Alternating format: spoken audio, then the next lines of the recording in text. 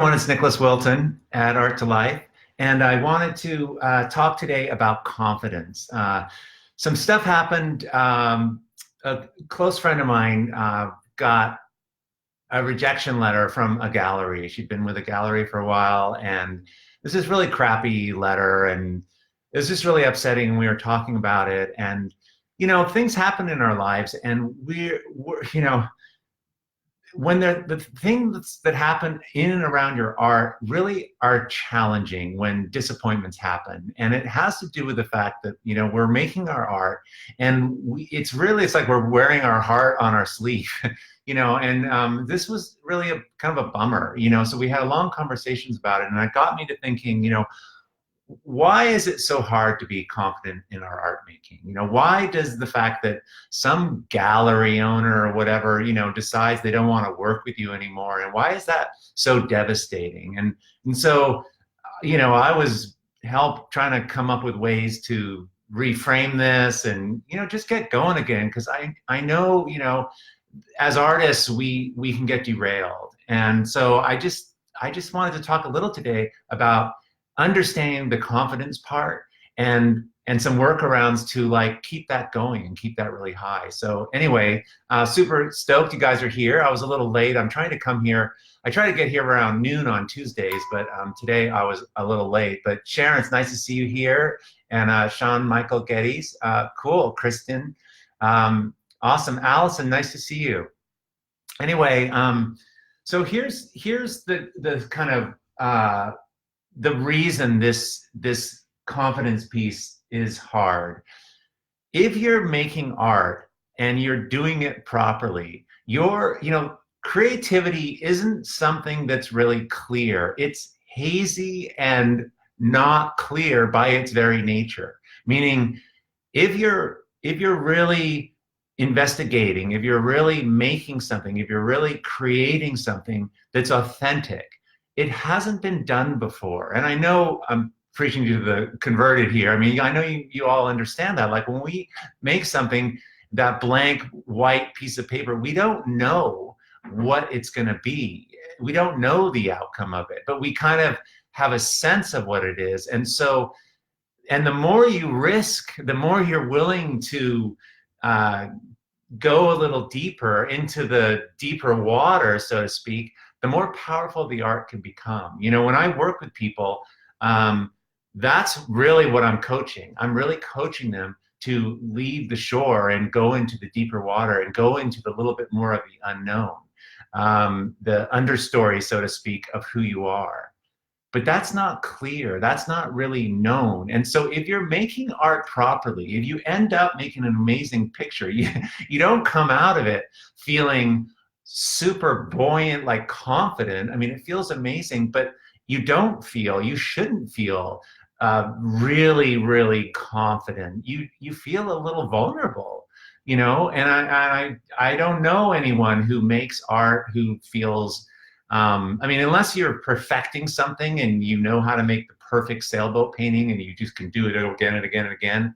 I'm not talking about that kind of art. I'm talking about art that you're really growing into, and you're trying and you're not sure, and it makes work that has a vulnerability to it. That's the kind of work that people connect to. It's like when you're telling the truth, and it might be a difficult truth, people really listen. Like people can sense that when you're being authentic, and they're drawn to it, and they're drawn to your art. I mean, that's the business plan of art that I teach people, like make personal work.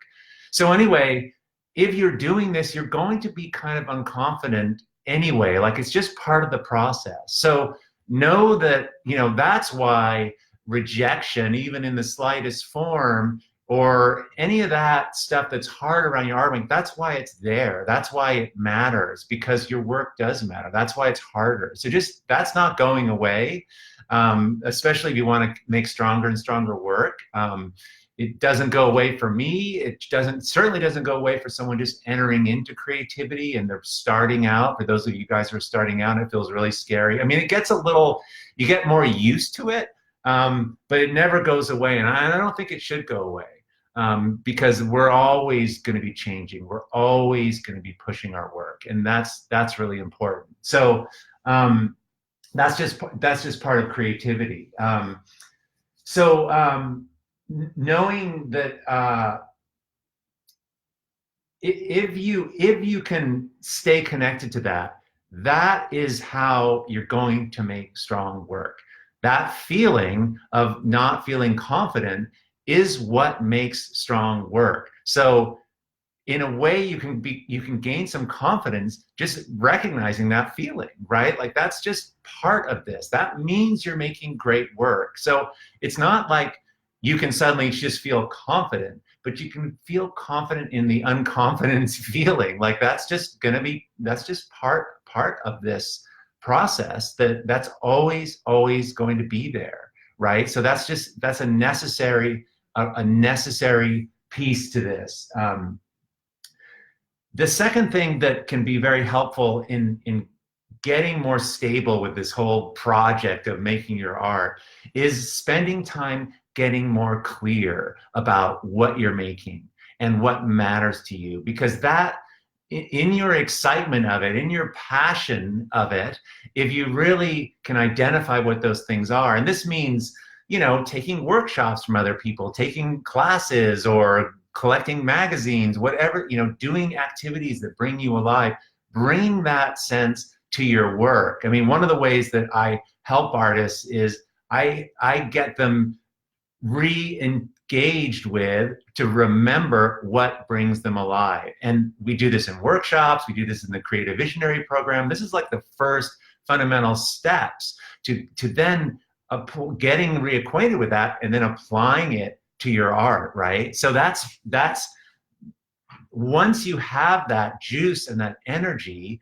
that's a huge offset to feeling unconfident, because you know how you feel. You can feel great about something. That energy and that enthusiasm and that passion is what we've got to really double down on to offset the little like, well, I'm not really sure about this. Like, but I am sure that I am excited about, you know, broad fields of color, and this is so cool. And yeah, I'm a little scared, but this feels so great. In relationship to that little niggling, unconfident feeling, it blows it out of proportion, right? So we have to optimize ourselves. So spending time, you know, journaling, writing down, you know, when you finish a painting, write down what it means to you, write down how it's different from the other one. You know, you're making a trail, you're creating a trail of work that can give you clarity and inform the next picture. This work you're making is really connected. Use that to build your momentum and that gives you momentum, that gives you sustainability, that overrides the general sort of little niggling feeling of unconfidence that's gonna just carry along with you. So that's really great. And then the other thing is, understand the value, right? The value of what you're making. For so many of us, we don't really, I know this was the case for me especially starting out. You know, you make this work and you're just kind of making it. It's really great, but you don't see how personal it is, and other people come along and they see it, and you're so happy that they love it, that you're like, oh my God, you like this? You're like, value, you see something of value in here? I mean, I kind of do, but I never knew that other people could feel that too. Like, it takes a while to get that. For those of you who are just making art, maybe more in the seclusion of your bedroom or whatever, getting your work out there and getting some response to it. It's scary, I know, but it feels great when people kind of connect with it. So, you know, the first time when someone wanted to buy one of my paintings from someone who I didn't know, I was just so damn happy that they liked that they liked what I made. I was gonna give it to them. I was gonna just like, I don't look at it's payment enough that you like it. It validates what I'm doing. Thank you so much. Here, just take the darn painting. You know. So this is. But we have to understand the value. Why is that person being attracted to what I make? And so what I want to describe to you now is what it is that people see in your work. What is the value that this has? Because that will offset some of your incompetence. So what you're involved in, what we're all involved in here, what everyone, listening is involved in, all the artists, all the creative people, all the people that think of themselves and they're venturing out onto the skinny branches, making art, they're revealing a part of themselves, they're inside of themselves, their intuition, the innermost part, they're learning and asking themselves, what else of me can I bring out? Who am I and what do I desire and how can I put it out in the world? And I'm not sure what it is, but I'm going to do it anyway. I want to share a little bit of myself. And I'm not even sure, but I want to share it in my art out in the world. Most people, you guys, will not do that. That is terrifying. And that's part of this. The art making thing's a little scary, but most people won't go near this. That's why creativity is something that people are, they're just still trying to figure it out. Most people, they're not going to go there. However, they have the same desire. Everyone wants to feel more of themselves. Everyone wants to feel alive. Everyone wants to know themselves more and have a metaphor of have a representation of themselves. That's just their soul. Everyone has this. Most people won't make art. Most people can't do that. They're not going there. And the closest thing they can get is they can see themselves in your work. They can see the risk. There's a piece of what you're doing that other people will identify. I mean, it's really cool work that we're making. We're helping so many people. And that's why people buy art. They're identifying with it and they're going to take it. They're going to own this thing and they're going to bring it home and they're going to put it in their home and they're going to feel more alive as a result of it. They can't do it themselves. They can only use your thing to do it. Do you get that? Like, it's so cool. So know that that's what we're in the business of creating. We are making things that connect people to other people. We're making things that connect people to themselves. Like, this is not kindergarten stuff. This is really, really great. And that's why we charge a lot for it. That's why you should feel awesome about doing it. And yes, you're going to feel a little unconfident, but that's the price to pay for making this amazing thing. And that's why you want to charge for your work. That's why as you get better at doing this, you can take bigger risks. You can make your more sensitive and it appeals, and it really connects with people and your prices go up. So anyway, those are some of the kind of like things that I like to think about, that I talk about to people, like my friend who was, frankly, a little derailed from getting this crappy note from this gallery, right? Don't let the forces of darkness take you down. We're doing amazing work, and I just thought it was just something that was on my mind, so I just thought I'd talk about this today.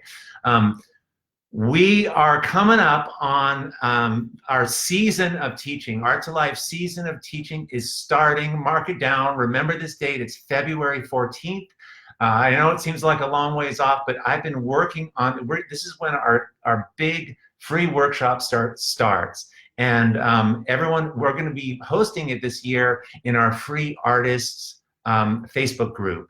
I'll be doing it's about a week long, and this is totally free. This is the time of year when we're going to be teaching thousands of artists some really awesome information. So, and this year it's going to be even bigger. So go ahead and click on the link in the comments and join our free Facebook group. There's a lot of people in there sharing their work, but I'll be doing live demonstrations in there. And this free workshop it goes for a week and it leads up into our into the Creative Visionary program that I'll tell you about. But most people are just going to do the free workshop, which is what we're focused on right now. And I've got some really cool downloads and a whole bunch of stuff. We're creating a little manual for this workshop this time, so I'm really excited about that. So anyway, confidence. I got to get artists and people, anyone. We got to keep this really at a minimum. I can't get rid of it because we don't want to get rid of it. But my sort of mission is to reduce it so it doesn't get in the way, right? So we can then go on and create our best art, the best version of ourselves. So anyway, I super appreciate you guys being here. Good, Joan. Great. Yeah, just join that group, and it's really cool. And I'm streaming these in there anyway. I'm in there some, and so it's kind of a cool thing. It allows me to talk to people who are all kind of on the same page. So that's really great. Anyway, so Susan Hart, nice to see you here. Pat, nice to see you here too. You know, it's kind of cool. I can picture, and this has taken a few years, when I see people, like when I see Susan in here, I actually can picture your art. It's I'm terrible with names, but you know, like if I just saw Susan, if I just saw your art, I couldn't like pull out the name right away. But when I see your name, I can picture the art. It's pretty cool. All right, you guys. Well, listen, I'd love to hear your comments on this. You know, go ahead and leave some comments about this confidence thing, how you actually you know, what are some ways that you stay confident? You know, those are the 3 or 4 things I talk about that seem to help a lot of people. I know there's more, so I'd love to hear your comments, and I'll come back after lunch and, you know, respond to some of this stuff. So thanks, you guys. It's great to be here. I'll talk to you soon. Okay, bye.